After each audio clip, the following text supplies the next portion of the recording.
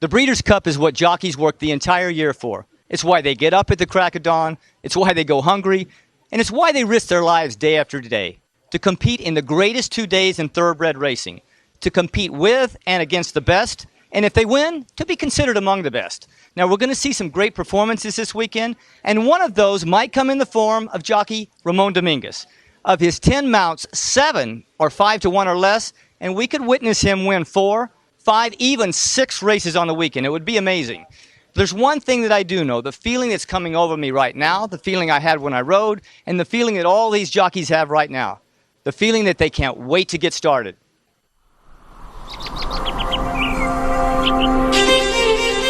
There are days in the fall in the bluegrass, with those broad leaves turning red and orange, when sunrises seem painted by an artist's brush. The way the light plays off the palette of the earth. Not gonna get run down at all. Hear the sounds and memories of horses strum like wind chimes through the trees. From the start, it was the land that made them all. The farmers who broke the ground and settled it in the 19th century, who bred and raced the fastest horses on earth. Derby winners by the score, Preakness and Belmont winners galore. And who brought them home to reproduce themselves in thriving studs. Kentucky is today the very heartbeat of the world's breeding industry. Many of the world's greatest sires and dams still call my old Kentucky home. With the swiftest of them ultimately buried in solemn pomp in graveyards that serve today as shrines to the sport's storied past.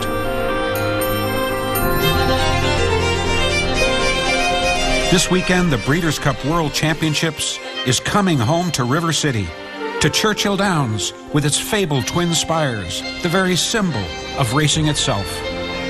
At the end of the day, the best racehorses in America, led by that giant-killing filly, Havre de Grace, the brilliant comeback kid, Uncle Mo, and the talented Flat-Out, will be duking it out in the chase for racing's ultimate bauble, the title of Horse of the Year. It is autumn in Kentucky. The foals have just been weaned from their mothers, making bawling orphans of them all. Eager, bold, and unafraid, heading dream of dreams to a Breeders' Cup yet to be.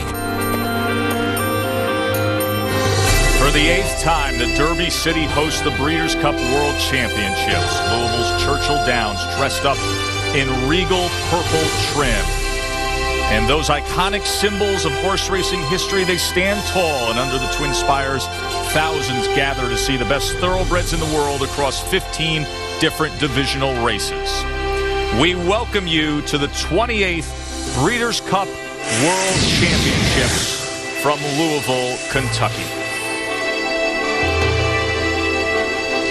And good afternoon, everybody. I'm Joe Tessitore. This is year in and year out just an exceptional journey we take for 2 days. We know where we begin, we know where we're going to finish up, but in between, so much to be revealed. And let's show you what you are in store for over the course of 2 days of our coverage. Today, we will take things right up into the edge of prime time with the Ladies Classic, all of these Friday races right here on ESPN2. Tomorrow, we invite you to join us at 2 o'clock on ABC for 3 championships here in the Breeders' Cup. And then we will move over to ESPN at 3:30 and work our way right up to the Breeders' Cup Classic. I have 2 analysts, a couple handicappers, 4 reporters, a race caller, and it all starts with Jerry Bailey in the Jocks Room. Well, Randy, we have absolutely no technology on this set. It's a wonder we're even on the air right now. Kenny Mayne along with the Hammer, Hank Goldberg. It's the most exciting sporting event of the year for me every single year. If you're into some other sport, imagine it's football. It's like a jamboree of the best games possible back to back to back. Super Bowl, BCS, Wimbledon, Westminster Dog Show. All that. All wound up and around. All I need is a racing form and cash, and I'm in business. And you need a little luck. But at the same time, a lucky person can have a great day because you can blindly pick a number and find out, hey, that's a world-class horse. The best in the world coming together to challenge at every division on every surface. If you were right about that, they wouldn't need us. Well, we're going to study this hard. That's right. Don't give away too many secrets. We've heard enough of humans. Let's get some animals involved. Janine.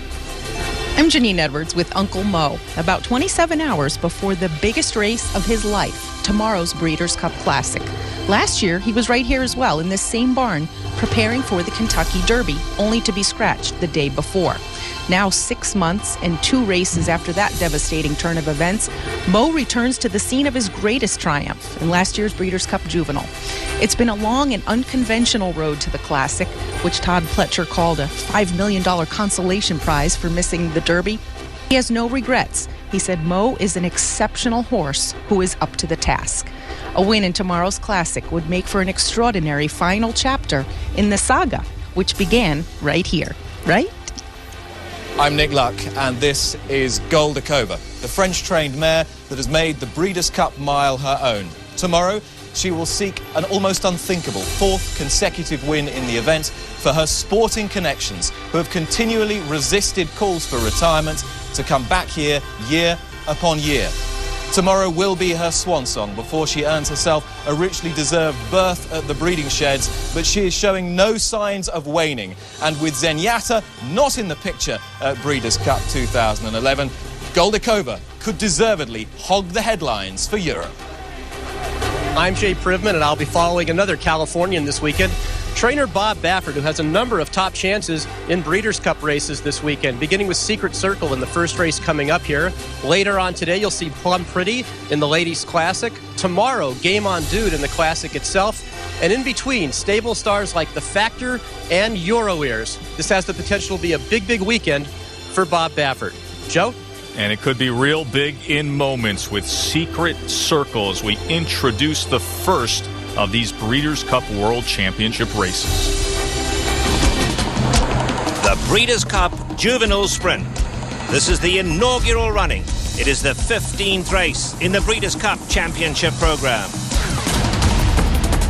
So for the first time in Breeders' Cup history, we have 2-year-olds sprinting. They're going 6 furlongs for $500,000. And you see Trinnaberg, the second choice at 9-1. That's because when we show you the second group here on this screen of the full field and odds, look at what Secret Circle has been bet down to.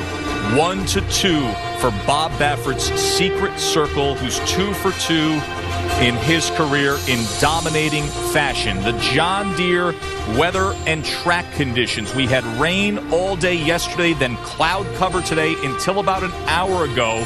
It is now beautiful here in Louisville.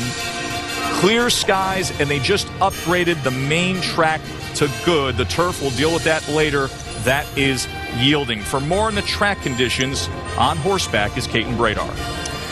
Well, Joe, on the track right back here in the chute behind the starting gate, it's pretty tight, and we don't have really a lot of mud on top of the track. But out on the racetrack, it's a different story, though it's listed good. There are still spots where there's quite a bit of mud. The closer you get to the inside, the deeper it seems to get. And even Calvin Burrell, skimming the rail, had to work hard to get home with a victory. He's the only horse so far that's been able to win on the inside. The crown of the racetrack, right at the peak and about the 9 path, is probably the very best part of the racetrack surface. And one note about this field warming up, the 9, Vexer broke away from the pony, as did Jeffrey Sanchez with the 7 Holden Bullets. They warmed up pretty aggressively, and it looks in particular like the 7 is really trying to get his horse on edge and ready to break quickly. That seems to be the style with Wesley Ward trained horses. The inaugural running of the Sentient Jet Breeders' Cup Juvenile Sprint. And for the call, we say hello to our good friend Trevor Denman. Trevor, another year to start the memories of another Breeders' Cup. It's just amazing how fast this does go. Maybe just getting a little older, it goes quicker every year. It feels like it was last month at this very stage when they were loading them in for the first of the Breeders' Cup races. Here we go with Breeders' Cup 2011, the Sentient Jet Breeders' Cup Juvenile Sprint.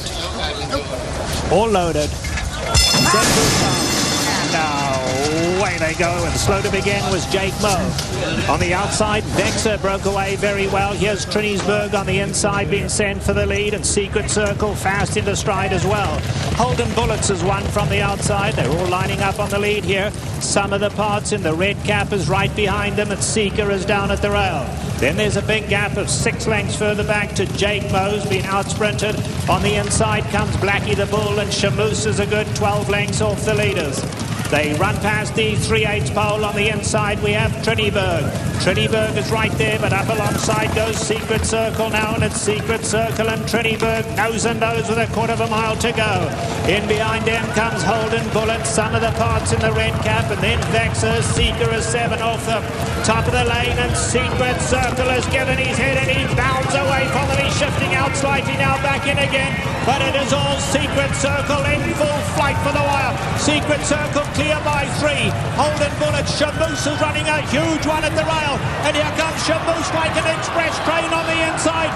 Secret Circle now has to hold on. He's shifting pretty badly, but he's done enough to win it.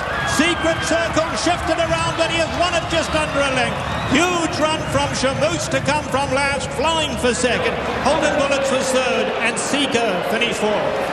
So Bob Baffert starts the World Championships the way he expected to, with a victory from Secret Circle. In mid-stretch, it looked like a juvenile race from last year with Uncle Mo, but Garrett Gomez on Shamoose made a late rally there. Yeah, Rafael Bejarano, the jockey of Secret Circle, had his hands full. I mean, he did everything professional until he got to about the middle of the stretch, and then it looked like he was going to go for a hot dog in the grandstand. But he straightened him out, and at the same time, Shamoose on the rail was coming. It looks like the rail might be okay because she made a very, very good run up the inside. Well, I tell you what, it looked like they were staggering the last quarter of a mile, and they were. They finished in almost 26 seconds flat. But keep in mind, Secret Circle sent up to the early lead by Rafael Bejarano through a first quarter mile, 20.96 seconds. They're always a little faster, these first quarters at 6 furlongs at Churchill Downs, because they have more of a running start before the timer begins. But still, when you get below 21, you're rolling. Rafael Bejarano. Secret Circle starts things off. Well, Rafael Bejarano, the jockey of Secret Circle, as he mentioned, he had a handful of horse turning for home. Very confidently ridden here, and now he lets him out a little bit. Now, he's a 2-year-old. He hasn't run but 2 times in his life. He's never run at this racetrack. So it's no wonder that he maybe loses his concentration a little bit. Maybe he's never been hit before. He's been winning pretty easily. So about the 3rd time Rafael hits him, he ducks out a little bit. So Rafael kind of straightens him out. Probably hit him one too many times there, but he does straighten him out. He gets him back in the game, and he really was never seriously challenged, even though it looked like it. And he's getting tired after a first quarter mile in less than 21 seconds. As you can see, Shamoose, Garrett Gomez right on the rail there with the filly, making a nice run. A horse that's actually, even though he's been running on turf in England, she's bred to be a dirt horse by Distorted Humor out of a Stormcat mare and ran like it.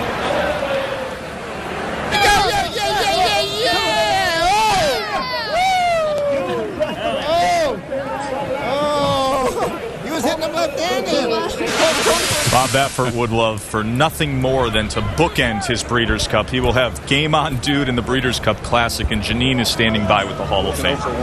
And I'm standing by, and he's remarkably calm for a man who's just celebrating his 8th Breeders' Cup win. Wow, this colt made it look almost too easy, almost like he lost a little bit of focus. What were your thoughts as he was coming down the stretch? Well, I was worried about it. He's sort of lost out there, but he's so extremely talented, and hopefully, he's got a run over the course. Maybe we can bring him back next year and stretch him out if he can. But if he didn't run well, I was going to have a bad weekend, I told everybody. So this is a good sign. Good way to kick it off. Now, is this the kind of racetrack that you think your filly Plum Pretty will like later in today's Ladies Classic? Well, I think it's a little tiring. I don't know. She needs a lead type filly, but it's one of those things where, Bejarano, he knows her well. He's got to let her roll away from there, but all we can do is just let her do her thing and hope for the best. Well, you did get your weekend kicked off to a great start, so congratulations, Bob. Thank you. Janine mentioned Plum Pretty. Plum Pretty, of course, was the winner of the Kentucky Oaks here at Churchill Downs, and will be likely the favorite in the Breeders' Cup Ladies Classic as we approach prime time later tonight. The prices here, bet down right from the start. Secret Circle was odds on top of Shamoose. That exacta only brings back $28. Familiar Silk, Secret Circle, co-owned by Mike Pegram, Carl Watson, and Paul Whiteman. As Secret Circle makes his way to the winner's circle. The Breeders' Cup Juvenile Fillies Turf. This is the 4th running of the $1 million race for 2-year-old fillies. It is 1 mile on the Matt Wynn turf course. So it is the 4th running of the Breeders' Cup Juvenile Fillies turf, as they will go a mile on that Matt Wynn turf. And this is the full field and odds. You see the Ramsey's Stephanie's Kitten at 9-2. The number 10, Elusive Kate, is your favorite right now at 7-2. That is John Gosden's 2-year-old filly. And Somali Lemonade, 5-1 with Alex Solis. This was the scene earlier today as Mike Rapoli, who has stopped shopping Maria, showed up with the entire Rapoli clan. He has over 50 family and friends, and there's a friend from back in New York, celebrity chef Bobby Flay, who came up to joke around with Mike. Mike getting a lot of attention this week, obviously, with Uncle Mo. But here they're going to have a showdown of Stop Shopping Maria against Flay's Dear Lavinia. That's the first time. Today's Breeders' Cup broadcast is brought to you with limited commercial interruptions thanks to Emirates Airline. A beautiful afternoon here at Churchill Downs as we prepare for the Breeders' Cup Juvenile Fillies turf. And the favorite is the 10, Elusive Kate, who has won 4 straight over in Europe. She is 3-1 right now. Stephanie's Kitten is 5-1. Somali Lemonade, 9-2. Let's check in with Kenny and Hank. Well, Joe, a year ago, Bobby Flay, you already saw him pictured, won this race with more than real. It was worth then taking a good long look at what he has this time. And his 2-year-old filly, Dear Lavinia, just a length and a half back of the favorite in this race, 3 back. Now, she's gone on to race against some boys in France, not at the highest level, but still moving forward. I'm going to take a shot at 13-1 over 7-2 against Elusive Kate. Well, I think Elusive Kate's the one to beat. She's won her last 4, including the grade 1 in her last race. But I'm going to use that horse with 2 others in the $20 box, Somali Lemonade and Stop Shopping Maria. But Stop Shopping Maria is going to be my win bet for $30. The reason being, in that workout that Todd Fletcher had her in that Jerry was talking about, first time on the turf course, Todd put her in against one of his better turf courses, and she just glided across the turf course and beat the other one. That was enough to convince him that she's the goods. I like Stop Shopping Maria on top.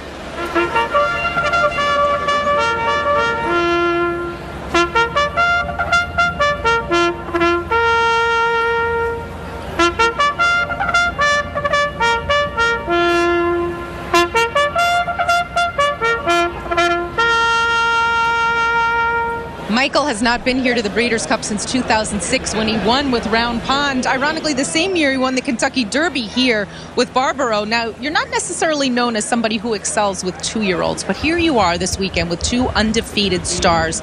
At what point in this race with Somali Lemonade will you know if she's comfortable with the post, the footing, and the pace? There's a lot going on. Well, in Keeneland, she ran over a soft turf, so I think the condition of the turf is okay. The 14th post position is sort of an unknown factor, and I think if he can tuck in and get around the first turn and get in a nice position, I think the thing that will help is that it's such a long stretch here, and if she just gets a chance to get through, I mean, I think she'll be okay. Best of luck to you, Mike. So for the calling of the Breeders' Cup Juvenile Fillies turf, we send it up top to Trevor Denman. And as you come up to us, Somali Lemonade completes the lineup. They're all set now for the Juvenile Fillies turf. 14 of them across the track. Wheels set on their way. End of the dance on the outside. Broke a little sideways, but broke KK. But meanwhile, it's going to be Stop Shopping Maria. Stop Shopping Maria goes on to lead Sweet Cat. Royal Bonnie's right there too. And Day at the Spa, a beautiful spot right behind the leaders. Stephanie's Kitten in the red cap, pretty keen to go on now. Is racing 4 lengths off these leaders. Just in behind that comes Up, who's in mid-pack. In behind that, Elusive Kate, who's taken back towards the rear. Hard Not to Like is in that group as well with Pure Gossip. They're not in any hurry up front at all. Then we come back to Customer Base, who's back 4th last. Alongside of that, Dear Lavinia is very keen to go on. Somali Lemonade's dropped in. Alex Solis dropped her in nicely now, 6 off the leaders. Then in behind that is Anna the Dance. They go to the half-mile pole, and it is Stop Shopping Maria. Stop Shopping Maria leads them 3 parts of a length. Sweet Cat is right there second. Royal Bonnie's on the outside.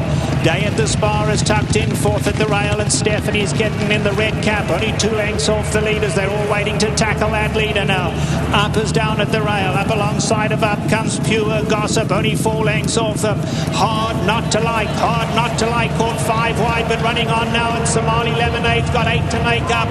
They come to the top of the lane. Stop Shopping Maria's got a lot left. Stop Shopping Maria goes on. Sweet Cat is right there. Hard Not to Like. Royal Body is running on. Past the 8th pole they come. Stop Shopping Maria. Fuller run still under a hand ride as they come to the 16th. Stephanie's Kitten coming out late. Here's Stephanie's Kitten coming fast. Stephanie's Kitten. Stop Shopping Maria. Stephanie's Kitten's worn her down. And Stephanie's Kitten won the Juvenile Fillies.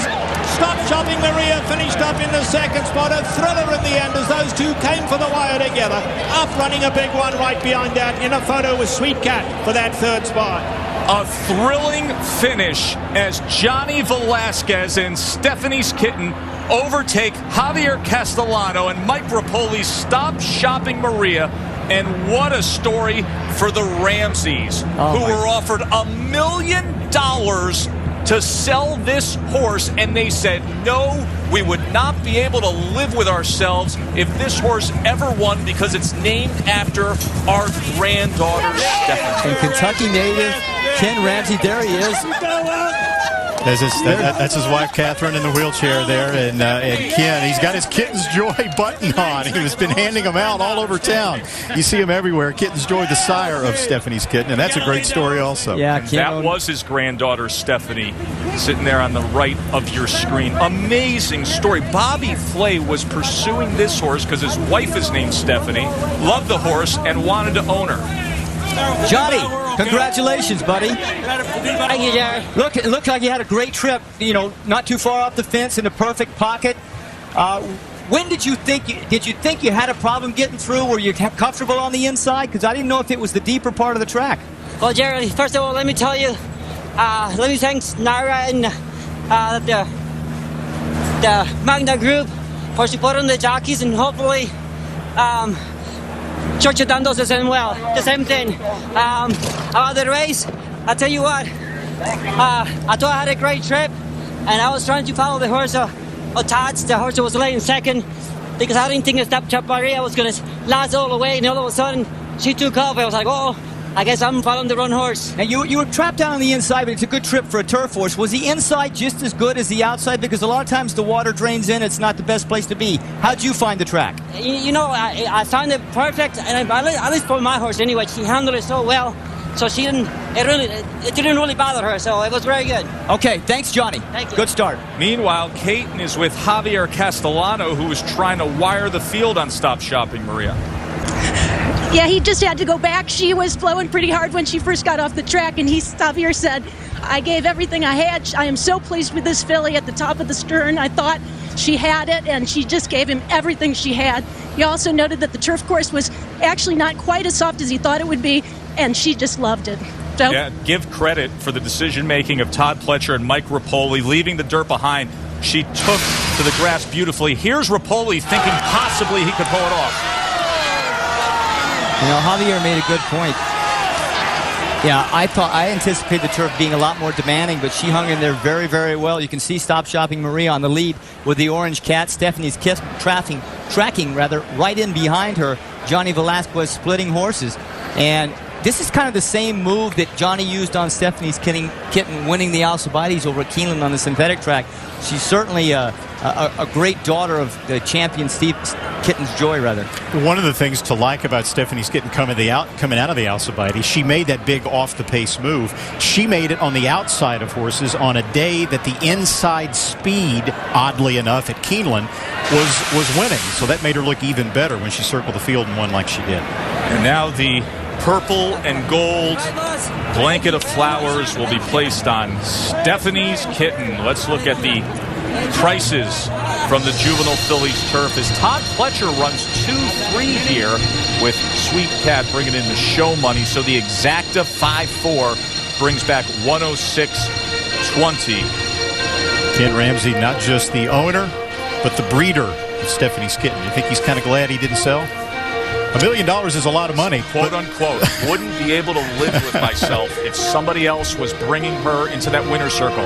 But instead, it's Stephanie herself, granddaughter of the owners and the namesake, winner of the Juvenile Fillies turf. In a world-class event with great stories, hard to find one better than Scooter Dicki, a kind old man with a great young horse. There's a lot of scooters out there, you know, that have, man, they've struggled and most of them didn't make it, but it's all about... Welcome back to the 28th Breeders' Cup World Championships. As moments ago we saw Stephanie's Kitten in those familiar Ramsey silks overtaking Stop Shopping Maria and those high hopes of Mike Rapoli and his family and friends in a thrilling victory to take the Juvenile Fillies turf.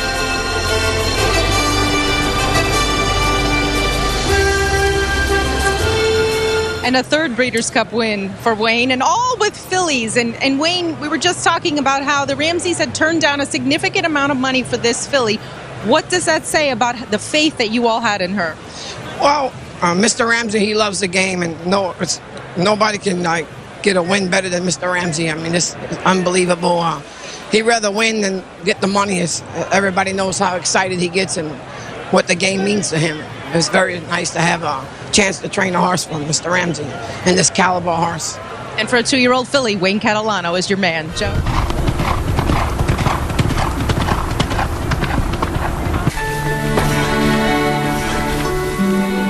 Tim, how are you?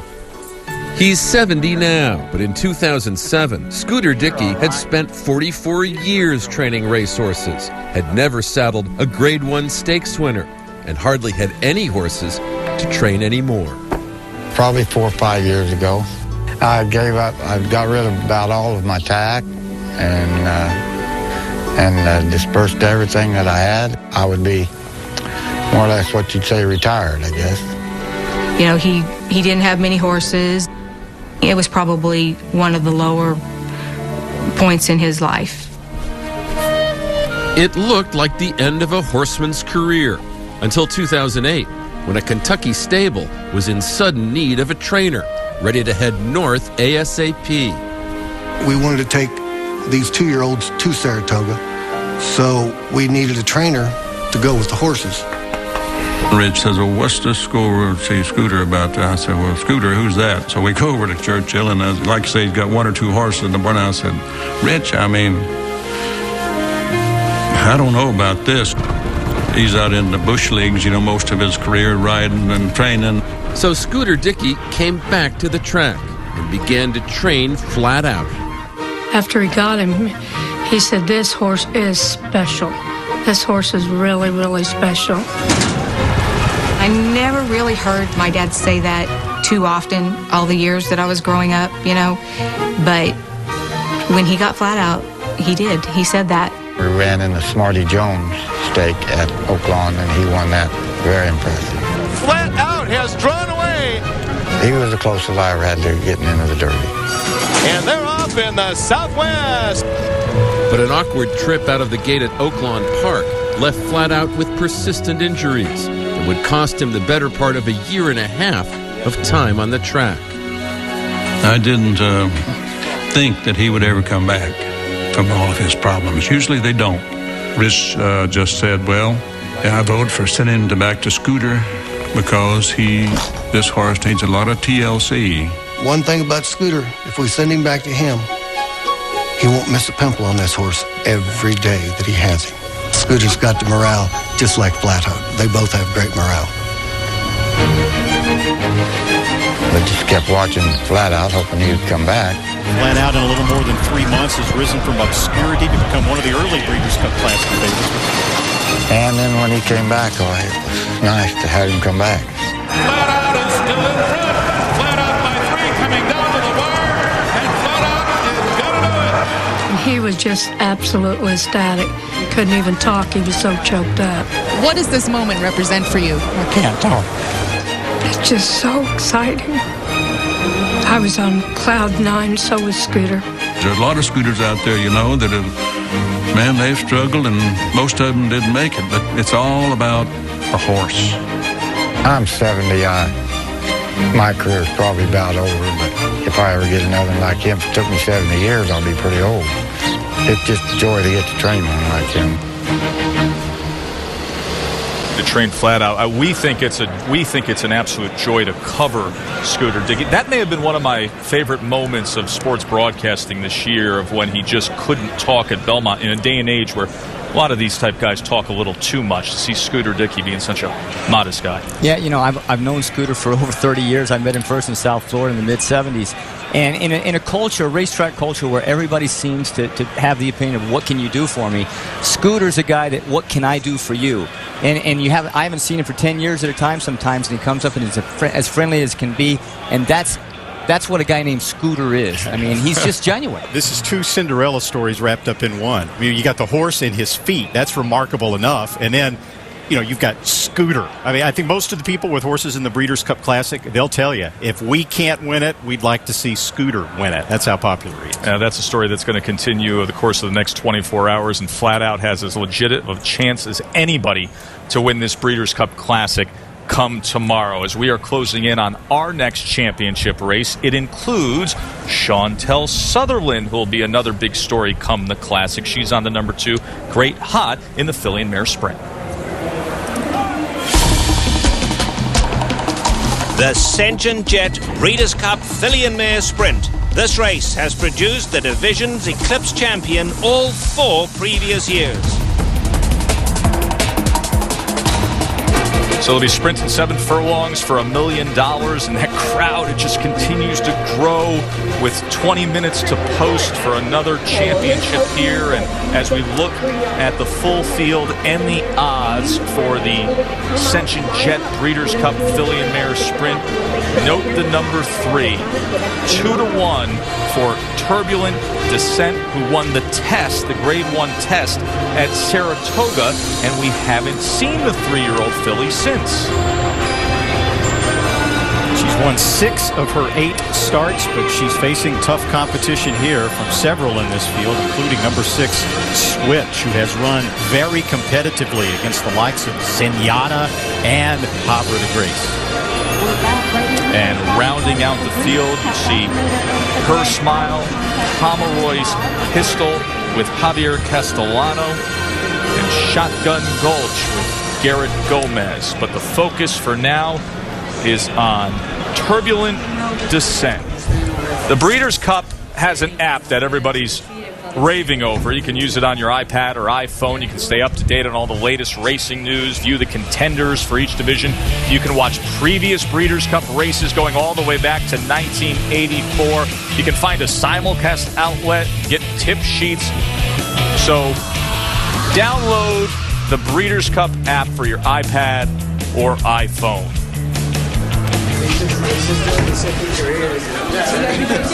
As we prepare for the Ascension Jet Breeders' Cup Filly and Mare Sprint, last year we saw Dubai Majesty win this race. Chantel Sutherland leaving the jocks room. She will be on. The relationship between trainers and jockeys is different in his cases. For the most part, for the people that I work with, we kind of know more what we like to do, and we talk a lot about the races beforehand. Top quality jockeys have mapped it out. They didn't play ping pong all day in there. They've been mapping it out, and they've got each race figured out. When you get to a paddock, you're kind of in tune on what they want, and they know what to expect from you, and you guys can exchange thoughts in a matter of seconds. I like to just give them the idiosyncrasies of the horse. If he likes to come from behind, if he likes to go to the front, if he's a speedball. Obviously, the trainer knows the horse more than anything else, but when it comes to the races, and the gate opens, you got to be allowed to change things, and what is best for the horse at that particular time.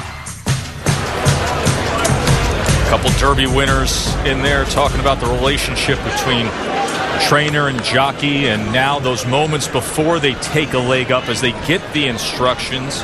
As you see Bob Baffert talking things over with Martine Garcia. He will be up on Irish Gypsy, the 5-year-old mare here in the Ascension Jet Breeders' Cup Filly and Mare Sprint. The one everybody's going after is the 3, Turbulent Descent, who has David Flores up in the irons. We discussed it well. Turbulent Descent won the test up at Saratoga back on August 6th, and then Randy, they said, you know what? We're good. We'll wait around for the World Championships in November.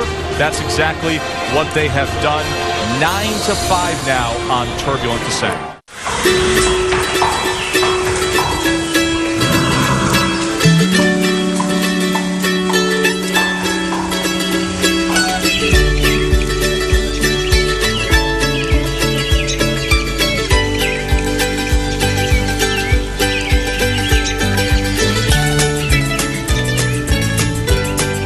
Couple minutes to our next championship race here, the Breeders' Cup World Championships. Joe Tessitore, Randy Moss, and Jerry Bailey with you trackside with the rest of our crew. The current odds, the focus all week long has been on Turbulent Descent with 6 wins and 8 lifetime starts for this 3-year-old filly, and right now 8-5 to take the Ascension Jet Filly and Mare Sprint. We told you that Chantel Sutherland is the jock on Great Hot. Caton has more on Great Hot. Both Kenny Mayne and Hank Goldberg like switch here as they are getting set for the 5th running of the Ascension Jet Breeders' Cup Filly and Mare Sprint. You're looking at a possible long shot winner here. That was Tar Heel Mom at 15-1. She is a bear when she can make the early lead. 10-for-11 lifetime when she's had a lead of a length or more. Number 3, Turbulent Descent's the favorite. Here's Trevor. And away they go. Pomeroy's Pistol bobbled a little at the start. Tamarind Hall was away well, and Golden Mystery in the white cap. Now here comes Musical Romance in the red cap on the inside to join the leaders. Irish Gypsies in the red colours down at the rail. Just alongside of that comes Tar Heel Mom, and Champagne Dorro's in there too. Tanda has to go very wide. Is only 4 lengths off the leaders though. Great Hot is pulling pretty hard, wants to make headway. Turbulent Descent has taken... Oh, and Turbulent Descent has checked sharply there. Turbulent Descent had to check sharply. Didn't really lose ground, but was in tight and is now 4 off them. Turbulent Descent going to have to go wide. Her Smile is second last, and Joel Rosario has switched last. Switches 9 off the leaders. They are coming to the quarter pole, and Golden Mystery's the leader. Tamarind Hall right there. Pomeroy's Pistol. Now Turbulent Descent. Can she overcome that trouble? She's hooked 4 wide, but right there. Behind that comes Musical Romance.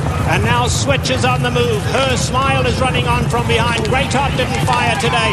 Turbulent Descent strikes the front as they come for home. Pomeroy's Pistol, Her Smile. Switches closing ground on the grandstand side as well. Down at the rail, Musical Romance wide open. Turbulent Descent on the inside. Musical Romance. Musical Romance has come again. Musical Romance switched flying late on the outside. Musical Romance to win it, and Musical Romance has won it. Switch and Her Smile in a photo for second, then Pomeroy's Pistol, and Turbulent Descent had to settle for 5th on the afternoon. 20-1, Musical Romance pulls it off here in the Ascension Jet Filly and Mare Sprint.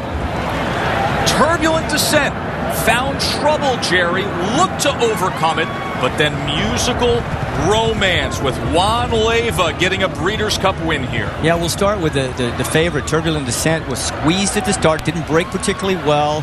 Then David Flores kind of eased her up in the race, right thing to do. And then it looks like she just took off and run up to horse's heels. He had to steady her. Then it was forced. She was forced wide. She ran a valiant race, but just came up empty after all that trouble. But give credit to number 5, Musical Romance, Breeders' Cup rookie jockey Juan Leyva. Boy, it was a very patient inside ride. Never got rattled. Came back, got headed, and came back again. Pretty impressive. Oh, we talk about how competitive this race was. This is a horse that finished ahead of Switch in her last start at Keeneland. Juan, congratulations. Can you hear me, Juan? Thank you, Jerry. Listen, I mean, it looked like you were beaten. Did you think you were beaten? Never. Oh, well, you had more confidence than we did. You rode her very patiently. You came back again. Talk me through the race. You know what? This filly, I just need to let her do whatever she wants to do in the beginning. And down the lane, I just got to get into her a little bit. But I always try to save enough with her for the end. Well, you certainly had enough in the tank because it looked like Turbulent Descent was going to win. Then the outside horse made a run, switched, 2 tough fillies. But you certainly came back game. Good, patient ride. Congratulations. Thank you very much, Jerry. Last 8 starts, 4 wins, 3 seconds and a third, and she's on the board as a huge long shot. Tough race to handicap this one was. But again, Randy, she's on the inside. It appears to me that the inside is probably the best. First of all, it's the shortest way home, but it also appears like it's a pretty good place to be. Let's take a look at the break. You can see, well, Turbulent Descent's already had the trouble, but now she's forced wide, and she's had to overcome a lot, at least 3 or 4 lengths worth of trouble already. But Flores did a pretty good job measuring her out, making the lead no earlier than mid-stretch, getting into it. So who knows? Was it the 3-month layoff? Was it the trouble she encountered early? What I can tell you is Musical Romance ran a terrific race. Bill Kaplan is the trainer and part owner of Musical Romance. And this is a group. Got it, brother. Got it. Got it. See Musical Romance's groom celebrating and already texting and calling. I thought that was a ticket in his hand. Instead, it's a cell phone. Well, Hank's not saying the same thing. So, you know, last year we saw Stanley Gold with awesome feather win of Florida, South Florida connection. This is a South Florida group, too. Usually at Calder down there in Gulfstream Park in the winter. Took her on the road to Presque Isle Downs to win, and then again at Keeneland. Big day for them. Janine is standing by with the trainer, a former CPA back in Brooklyn, and now a Breeders' Cup winning trainer, Bill Kaplan. And he was just giving me the lowdown on this filly. Bill Kaplan is thrilled to have his first Breeders' Cup win. It seemed like she was just moving in the right direction this fall. What was she telling you in her training? She wanted to come here and try them all because she is really special. She has such speed, she can place herself wherever she wants to, and then when Juan asks her to go, she gives it everything. For a racetrack veteran like yourself, what's this moment like? This is huge. This is it. I've reached the pinnacle. Congratulations. And fittingly, his partner is Pinnacle Racing Stable, owned by Adam Lazarus. Meanwhile, questions to be answered surrounding Turbulent Descent. So let's check in with Nicola. Joe, I'm with Turbulent Descent's rider, David Flores. David, just talk us through the race. It looked like you had a terrible trip out there. Yeah, it's just coming out of the gate. I got squeezed pretty hard. The outside come in pretty hard. And I mean, a few jumps out of there, and I just tried to get back and relax. And somehow the pressure just keep going all the way for the first quarter of a mile. And finally, when I tried to get her back a little bit, and somehow end up coming out, and she just ran off a little bit. And, you know, you make an early move in this track, especially the way it is today. You know, it's hard to finish. So after the turn, I was just trying to relax with the filly and just to try to save something for the end. But looked like we kind of used it a little bit the first part. David, thank you very much. Bad luck. Thanks. So the big favorite taken down by the long shot. Juan Leyva, first-time Breeders' Cup winning jockey in Musical Romance. And there you see. Wow. Photo for second there. For the runner-up spot. And with that photo decided, 5, 6, 11. Well, the try comes back at over $4,800 on your $2 investment. $42 horse is Musical Romance. You know what's another cool thing about Musical Romance? She's a throwback.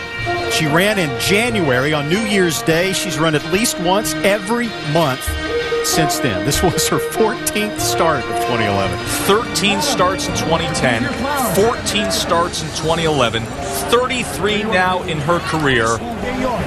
And this the biggest of all. Musical Romance, the long shot winner coming home in the Ascension Jet Breeders' Cup Filly and Mare Sprint. We've got reasons why or why not to invest on certain top contenders in tomorrow's Classic, like Uncle Mo and the distance question, or Havre de Grace, the potential horse of the year. What should you think about her? We offer answers for the big one when we return.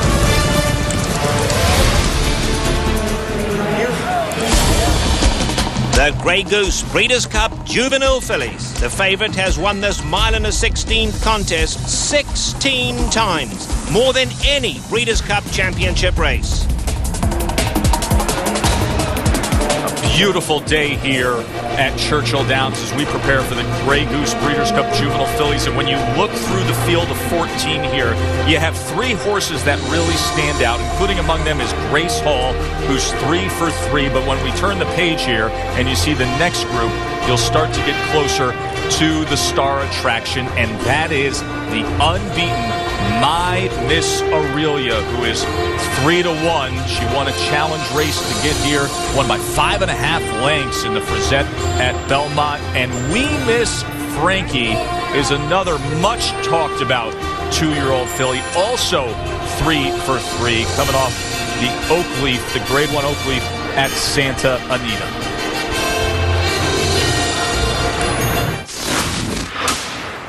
A year ago, all eyes were on Zenyatta. Now it is Europe's most consistent female ready to wow. Is that Goldakova? She will race one more time. Will it be a winning effort? You can find out tomorrow on ESPN as she goes for 4 in a row at the Breeders' Cup. The younger ladies, though, taking center stage as the jocks prepare for the Grey Goose Breeders' Cup Juvenile Fillies. A look at the current odds. Very talented group of fillies here, and the favorite is My Miss Aurelia at 5-2, unbeaten winner of the Adirondack at Saratoga and the Frizette at Belmont. All the speed in the world, and the public right now is going back and forth between the 2 of the 3 horses in this race that are 3 for 3 lifetime, Grace Hall and We Miss Frankie. My Miss Aurelia has a heck of a good luck charm, doesn't she, Janine? She sure does. You know, she was bred and owned by the partnership that raced Curlin, which you guys had mentioned, George Bolton and the late Jess Jackson. In fact, this was the last horse that Jackson named before he passed away in April. He named her for George Bolton's mother, Aurelia. She is the good luck charm, because when Aurelia comes to the races, they are 15 for 18, or about 85%. And Bolton says without her, they win maybe 20 to 25%. Yes, guys, Aurelia is here today.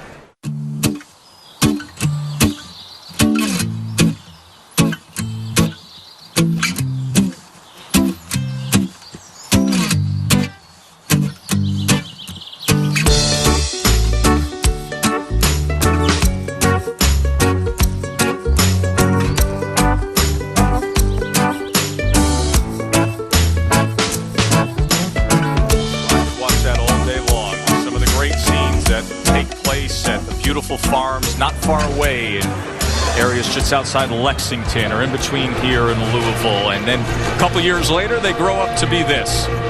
Prime candidates to win a Breeders' Cup race, the Grey Goose Juvenile Fillies. My Miss Aurelia, the undefeated sensation who romped at Saratoga and at Belmont, now 2-1. But what of Miss Netta, the 4 at 7-1, Randy? She's among the more appealing options in here for a price play. I know Jerry Bailey thinks highly of her chances. We'll check in on her later. She's the subject of our formulator fact. She's training exceptionally well. Her workout, October 29th at Belmont Park, the fastest at that distance at Belmont of 107 horses that worked there that morning. For more formulator, you can log on to drf.com. Now here comes Put the Babies Down. Great name for that one. Put the Babies Down is in. And here's Awesome Bell to complete the lineup. Awesome Bell coming up to the outside gate. Homecoming Queen getting a little restless in the gate. Settles down now, though. We have Awesome Bell up to the outside gate. Just got to go in this last little bit. Runners in the gate now, well behaved. They're all standing very patiently. Awesome Bell halfway in the gate. 3 parts in. Goes in. Gates closed. They're all set.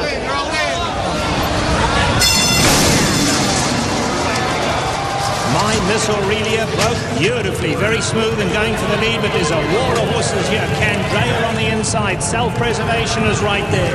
Sayanovina crossing over from the outside. My Miss Aurelia took a slight bump there, but didn't affect her. She's going up now. Those 3 go on to lead them. We Miss Frankie's keen to go on. She's in the pink going up at joint 4th with Rocket 21 down at the rail.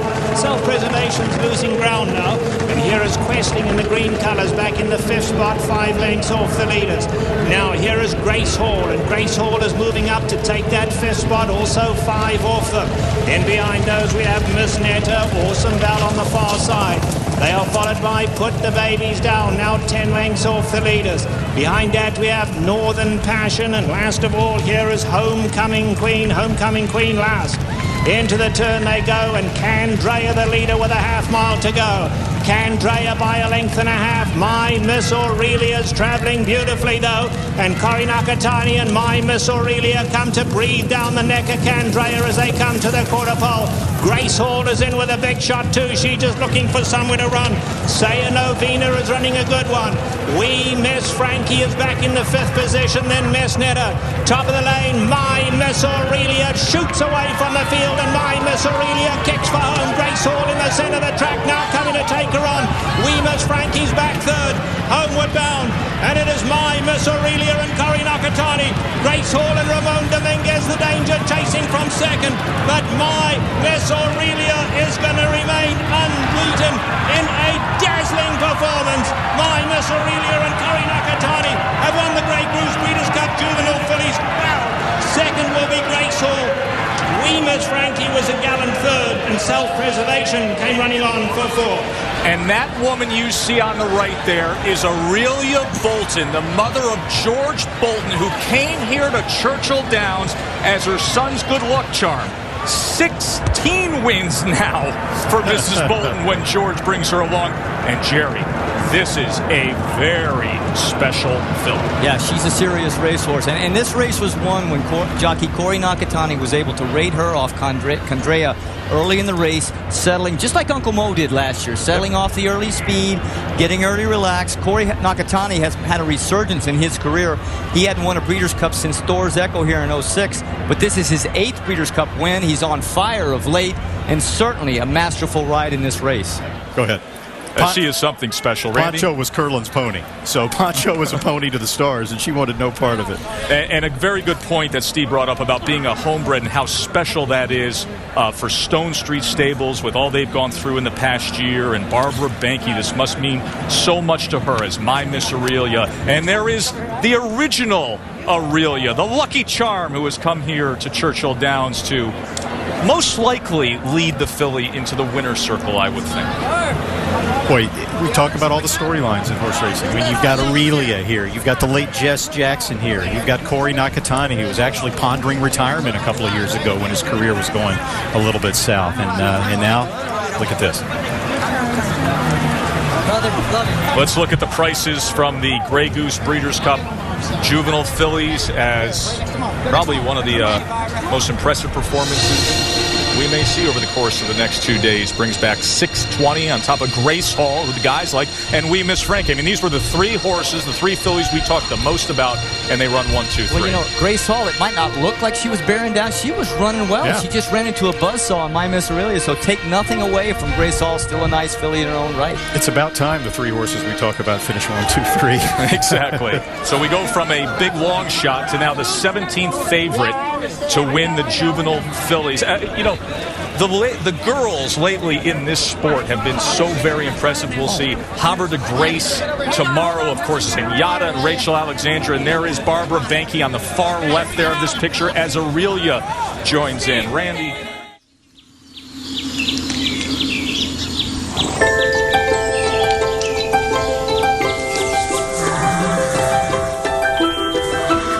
At the hour they first touch ground and struggle to their feet, their long legs splayed apart as they search awkwardly for balance, that most ancient of instincts kicks in at once. To live, to escape, to survive. And for this they take flight, first galloping in circles round their mothers, chasing shadows at their mothers' sides. Playing like kids in an endless schoolyard recess, kindergartners all. Months before they are broken under saddle, long before they ever see a racetrack or hear the ringing clatter of the iron starting gate, they are babies dressed in fur, suckling foals at their mother's sides, as playful as they are innocent, but already answering the insistent summons writ in blood of their thoroughbred ancestry. Swift, spirited, and running, forever running toward their racing destinies.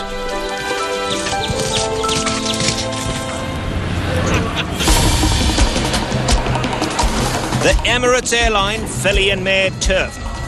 Shared account paid $94 to win this race last year. Shared account, one of our long shots from a year ago as we prepare for the Emirates Airline Filly and Mare Turf. It was Edgar Prado up on shared account back then. And we're going to check in with another jockey with a lot of past frame. As you see, Not Rain will be ridden by Frankie Dettori at 4-1 right now as we look through the full field in odds. Misty for Me with Ryan Moore, the Euro jock, at 6-1. And Jerry, let's check in with Frankie. Speaking of Euro jocks, we've got the legend, Frankie Dettori. Good afternoon to everybody. How are you, Frankie? I'm very excited. It's going to be a good race, and I've got a live chance, so I'm quite excited. Well, listen, I've gone to Europe. You've come here. You've been far more successful than I have. You've won 10 Breeders' Cup races, and more specifically, you won this race on this course in 2006. What's the biggest challenge for you guys coming over here and riding our courses? Well, the plus for us, we actually racing on the turf. All our horses are bred to race on the turf, and we have a small advantage coming to America because most of your races are on the dirt. But when you're taking on fillies like Starcelita, she's going to be very hard to beat. So it's going to become a big challenge. Well, listen, looking at the race, I know you're a tactician.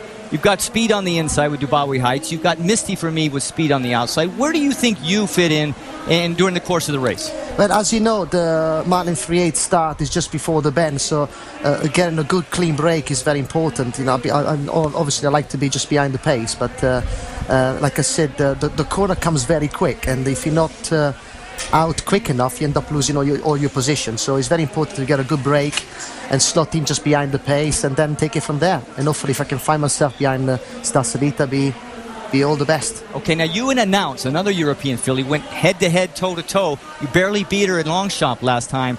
Do you find her your biggest competition, and would you try and get first run on her? I must say, it was only my filly's fourth start, so I think there's a little bit more improvement out of my filly than Announced. They got very closely matched, but I think the old champion Starcelita is the one. She sets all the standards, and she's the one that she's a worthy favourite. She's the one who's going to be very hard to beat if she brings her A game.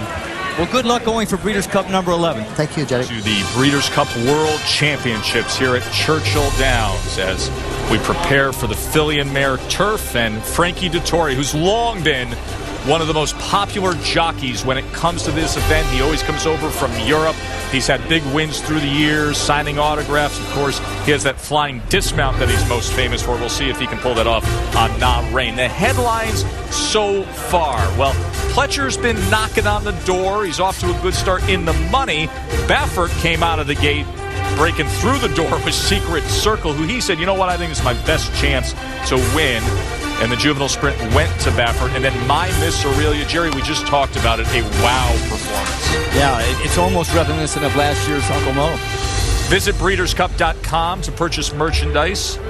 You got Zenyatta and Goldakova gear, horseshoe pendants. All of that will benefit the V Foundation. Breeders' Cup does a tremendous job in supporting the V Foundation. So let's show you the full field and odds for the Filly and Mare Turf, the Emirates Airline Filly and Mare Turf. Starcelita with her American races.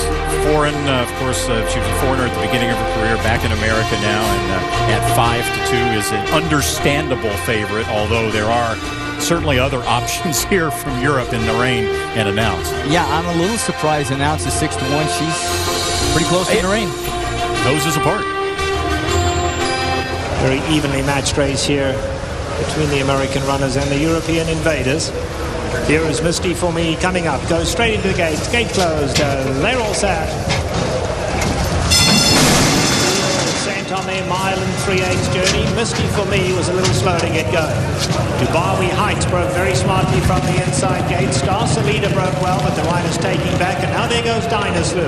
And Dynaslu's going to kick on to lead Dubawi Heights. They go at fast pace for this distance. In fact, Dubawi Heights has taken a hold of that bit now, and he's pulling the rider out the saddle. Dubawi Heights in front, a length to Dynaslu. They go 3 clear. Star Salita, rider's got a stranglehold on her back in third. And here's Frankie Dettori now, very nice and comfortable, racing in Narain in the 4th position. On the outside of those two, we have Shared Account. Distorted Legacies on the grandstand side, and Cambina is right there at the rail. Racing between those two now comes Perfect Shirl. Racing in behind them, we have Misty for Me, who's improved a little bit. Aruna is right there, and now Cambina's dropped back life, but they're very, very compact. 7 lengths would cover them all. Just about half the journey covered now, and Dubawi Heights more relaxed now. Dubawi Heights in front by a length. Dynaslu's in second. Star Salita has the perfect spot in third right there at the rail, and she's still pretty keen to go on. Up alongside comes Narain in the gold colours, right there too. Shared Account on the far side. At the rail we have Harmonious in the white cap in the 6th spot, only 3.5 off these leaders. Then comes Perfect Shirl, Distorted Legacies on the far side. Cambina third last. Aruna is full of run. Aruna keen to go on. Rider riding patiently though, 5 off the leaders. And Misty for Me is last. Into the turn they go now, and Dubawi Heights on the inside. Dynaslu far side now. Star Salida, can she get through down there? Star Salida just needs somewhere to go. Shared Account is running a big one on the far side as well. And Narain now right there between them, and Frankie Dettori's coming to tackle them. Aruna is still full of run, got 6 to make up. They're at the top of the lane now, and it is Dubawi Heights the leader. Narain in the centre of the track with a big white face. Shared Account's running huge. Star Salida nowhere to go. On the outside now, can Aruna get out of there and come late? But it is Narain. Dubawi Heights is right there, and from last here comes Misty for Me. Misty for Me, extreme outside is Perfect Shirl. It's a driving finish. Perfect Shirl going to get up. Perfect Shirl to win it. Perfect Shirl, Narain. Misty for Me was flying late. So was Distorted Legacy, and Aruna right there. 5 of them went to the wire together. Johnny Velasquez brings home Perfect Shirl at 27-1. Johnny did this on Starreen in 2002, won the Filly and Mare Turf in a shocker for the late Bobby Frankel. Really nice ride, always well positioned. And Stosalita took the worst of it down there. He had her pinned in. Ramon was trying to find a spot to run. I mean, he rode the perfect turf race. You bury him inside, and you usually get through, but he had trouble finding room. But hats off to Johnny. Good ride. Stosalita took the worst of it. Misty for Me stumbled at the start. As a result, couldn't get any position, was hung wide, came flying late, but wasn't quite good enough. All sorts of excuses in this race. They were so bunched up as they turned for home, but there's your winner at a big price. 0 for 14, but this is the key, Jerry. No room for the favorite. Right, Ramon Dominguez parked her in there early. He sat there, looked like he might have a shot to go in there on the inside on the hitch. She's in the orange cap, Stosalita, but he never found room. He's moving out, but by now, everybody in front of him is running on. Even though he's moving, they're all moving faster in front of him, and it was just too much for her to overcome. And you see Perfect Shirl with the yellow cap coming down. Even Misty for Me on the outside, as Randy pointed out, taken completely out of her game when she stumbled at the start. We've seen Ken Ramsey in the winner's circle. You're going to see another fun owner in the winner's circle, Chuck Fipke. We will welcome to the set the big upset winner of the Emirates Airline Breeders' Cup Filly and Mare Turf. It is 27-1. Perfect Shirl. Congratulations, John Velasquez. Second win of the day for you. Tell us about it. Johnny, you know, you haven't ridden this mare since October of last year. Did you remember? Did you forget? I mean, you must have remembered something. I actually remember really well, though. You know, the only thing that she was very, very aggressive the first part of the race today, and we got in a lot of trouble going the first turn, going to the first time, going to the mile 3/8 pole. And boy, I was in a tight spot, and kind of had to bull my way out of there. And then they slowed down in front of me, and then finally she kind of settled right when we passed the first spot. Could you see Stasalita in trouble down in there? Yes. Knew you were going to get a whatever he was doing, I was doing. Then I was looking at Frankie Dettori's horse, and she was moving really well and kind of holding everybody inside. So that's the horse I was going to battle, and just worked out really good. So as soon as you hit for home, you tipped out outside Frankie. Great ride. Congratulations, Johnny. Great ride by Johnny Velasquez. Pays to know who to follow. Thank you. Took advantage of the favorite being pinned in down against the rail, and then in the final furlong, perfect Churchill just exploding on the outside. He was telling me that he was worried about the turf course this morning. Yeah. No worries right now. What were you worried about? I know, well, when I'd run her on good going before, she never really handled it that well. And, I thought, she has to run her best race to be competitive in here, and she's not going to be able to do that on this turf course. But when she turned down the backside and I could see how easily she was going, I wasn't worried about that then, Well, this is a filly that you specifically held out of the EP Taylor, a race at your home base up in Canada for this race. Yeah, well, we didn't run in that one because it was too soft, I felt, but then I won it with the other fillies, so it didn't matter, did it? And a Hall of Fame career for you, Roger, in Canada, but your first Breeders' Cup win. What is this moment like for you? Yeah, I mean, I've had seconds in this race and in these races, and kept wondering whether I was ever going to get it done. But God bless her, she did it for me anyway. You got it done. Congratulations. Yeah, Mommy. Let's look at the prices here of the Emirates Airline Breeders' Cup Filly and Mare Turf. And these are some of the numbers. Magnificent scene of Churchill, by the way, with the sun setting and the lights on. These are some of the numbers that you get used to when you come to a Breeders' Cup, because stuff like this can happen. A $57 horse on top of a horse that we all like, not Rain, bringing back a $324 exacta.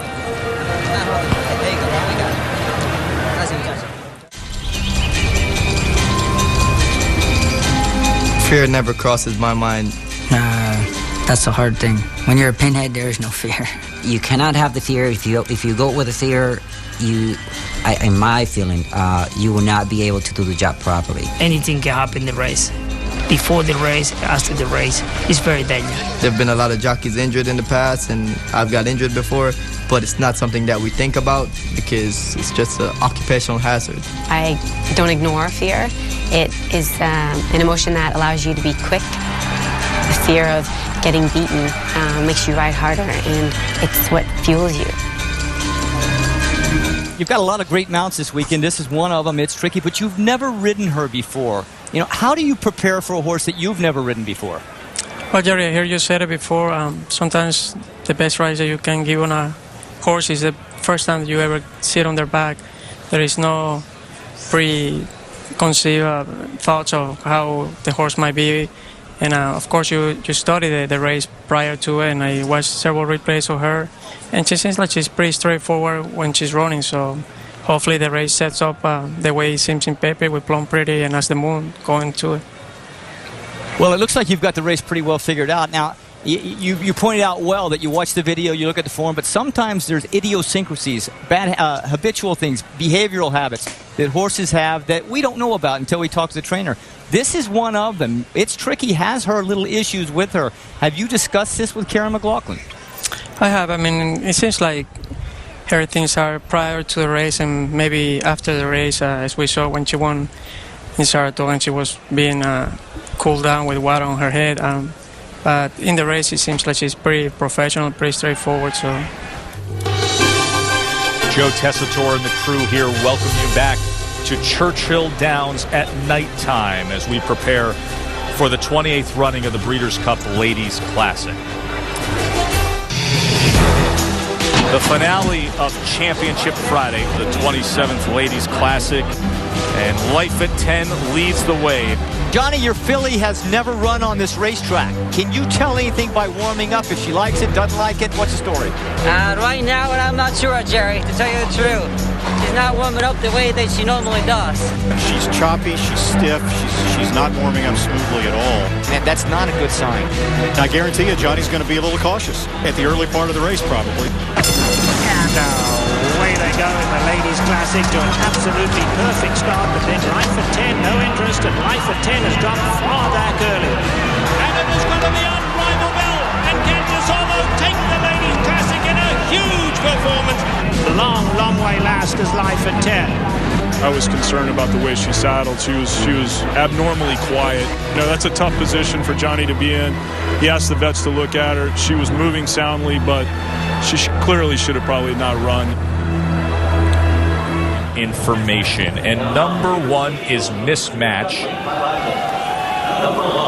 And Matthew Cloris, her owner, veteran trainer Neil Drysdale, tested her against the boys the last two races. She finished 7th in the Hollywood Gold Cup and 4th in the Goodwood.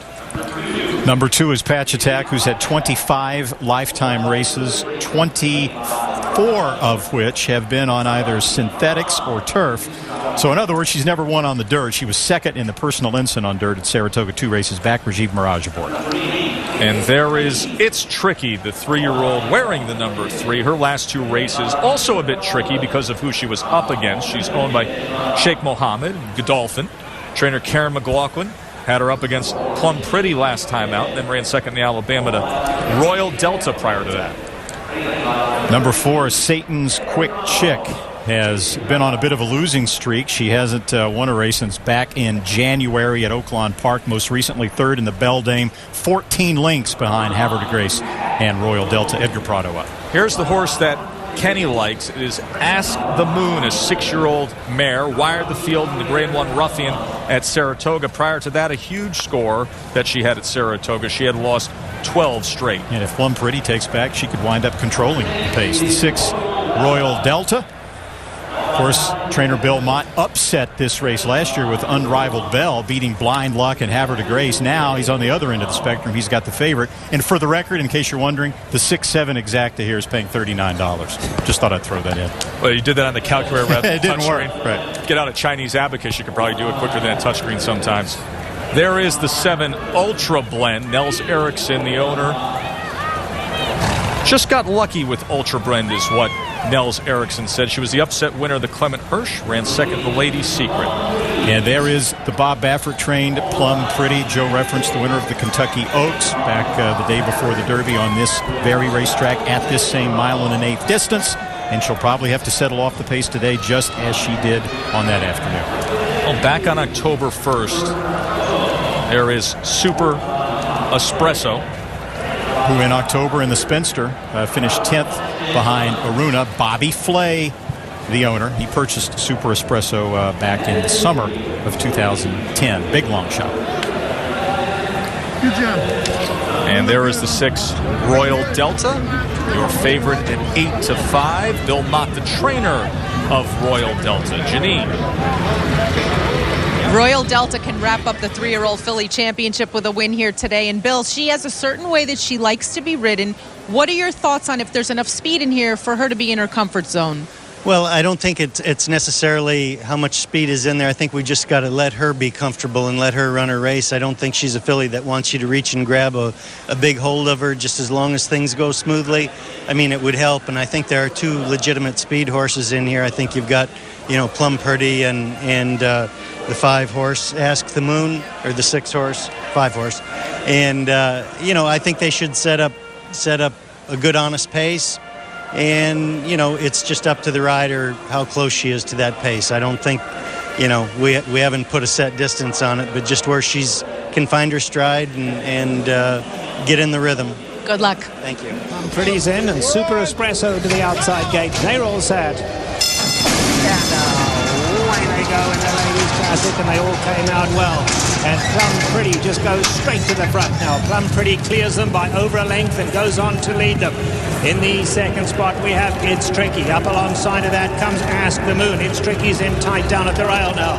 They've been followed by Royal Delta, who's in the green cap, settling into the 4th position. Behind that comes Patch Attack, and then back to Super Espresso, racing 6th. She's a good 6 lengths off the leaders. Mismatch has been taken back to be 3rd last. Ultra Blend is 2nd last. And last of all is Satan's Quick Check, got to be 10 lengths off the leaders.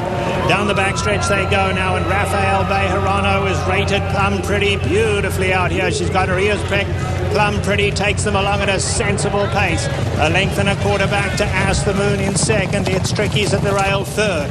Now here's Royal Delta in the fourth position. Royal Delta 3 lengths off that leader. Super Espresso's on the far side and Cash Attack Whitecap at the rail. Mismatch is back third last, now got 8 lengths to make up. Then it's Ultra Blend, and last of all is Satan's Quick Check. They have 3/8 of a mile to go now, and Plum Pretty still bouncing along on the lead. Plum Pretty a length and a half. On the far side we have Ask the Moon. It's Tricky. Now It's Tricky is coming on to take on Plum Pretty. Royal Delta's going to have to make up ground. Royal Delta's fourth on the outside. They're at the top of the lane in the Ladies Classic, and Plum Pretty hugs the rail and kicks for home, and she's got something left. Plum Pretty going on for home gamely now. In the centre, It's Tricky stretching her every yard of the way. Royal Delta's getting involved late as well. Plum Pretty along the inside. It's Tricky racing between them and Royal Delta. It's a thriller. Royal Delta's going to score. Royal Delta strikes the front, and Royal Delta, perfectly handled, has taken the Ladies Classic. She's won a division for the year too. Royal Delta, It's Tricky, Cash Attack ran on for third. Ultra Blend and Plum Pretty got tired that last 16th of a mile. Royal Delta, Bill Mott's Royal Delta, the winner here of the Breeders' Cup Ladies Classic. Royal Delta and jockey Jose Lezcano getting his second Breeders' Cup win. I didn't think she had a chance. I didn't think anybody behind Plum Pretty had a chance after the first half mile, as easy as she was going. But it shows you the gameness and the quality and the improvement of Royal Delta since the middle of this year. It looked like Plum Pretty was going to have it her way, and now coming to the set is Garrett Gomez right behind us, Jerry, for a moment. Yelling out to you right behind us, Garrett Gomez. And Royal Delta was about this far off the lead most of the way, 3-4 lengths, something like that, which is her comfort zone. But I just thought Plum Pretty would have too much left with an easy lead. But she didn't. She flattened out. It's Tricky made the first run on her in the blue silks with Ramon Dominguez and arrowed right there with the green cap. Here comes Royal Delta down the middle of the stretch, giving trainer Bill Mott his second and consecutive Ladies Classics. He won it last year with Unrivaled Bell. Lezcano riding her perfectly, and she's not an easy filly to ride. You can't rush her into the race. You can't take too much of a holder. It's like not too big, not too small, just right. And the Hall of Famer, Bill Mott, he pumps the fist, puts down the binoculars, and his 7th career Breeders' Cup win, back-to-back now on these championship Fridays. Last year, he took the Ladies Classic with Unrivaled Bell, and now he has here, will be an Eclipse Award championship with Royal Delta. When he's talking about this horse, Bill usually references the Prince, and he's talking in this case about Prince Saud bin Khalid, the breeder and the original owner of Royal Delta, who passed away in February after an illness. His estate continues to race Royal Delta, but because of the death, Royal Delta is scheduled to be sold. But looks like she'll be sold with a little hardware. Janine is with Bill Mott. And she will be sold with a little hardware. Congratulations, Bill. You know, right before the race, you and I were talking about her needing pace most of all. Right. When you saw the half in 49, your thoughts? I was a little worried. I was a little worried at the 8th pole that we hadn't had enough pace, but then about that time she kicked in. So it was that was good. 4 wins in this race for you. What is it with you and all these great fillies in the Ladies Classic? I don't know. I've been pretty lucky to get some good ones, and she's another one. She's very special, and you know, everybody that's been around her has done a very special job. I mean, she's, you know, from when we started in the spring with them and right on through. So my crew deserves a big hand in this, and this is the result right here. I know this is the culmination also of a lot of confidence and great training on your part, but in her last race, she was defeated by Harvard of Grace, a filly that you will take on tomorrow with 2 colts. Your thoughts on tomorrow's Breeders' Cup Classic? Well, I mean, we're sitting good. Our horses, you know, in the Classic are training as good as this filly was training. I mean, respectively. That says a lot. And, you know, I don't know that this filly ran her best race last time, but she showed up today on the right day. She sure did. Go get your picture taken, Bill.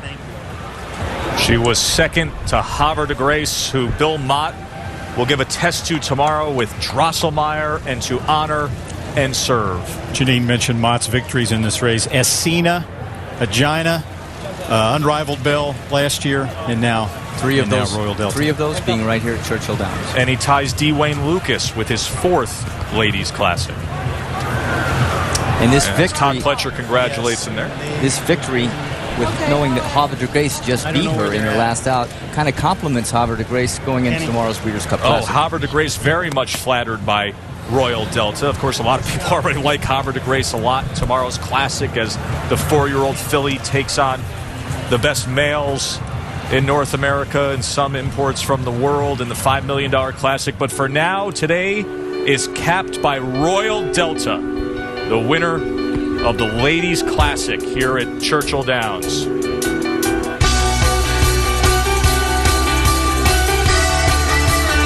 4th win of her 2011.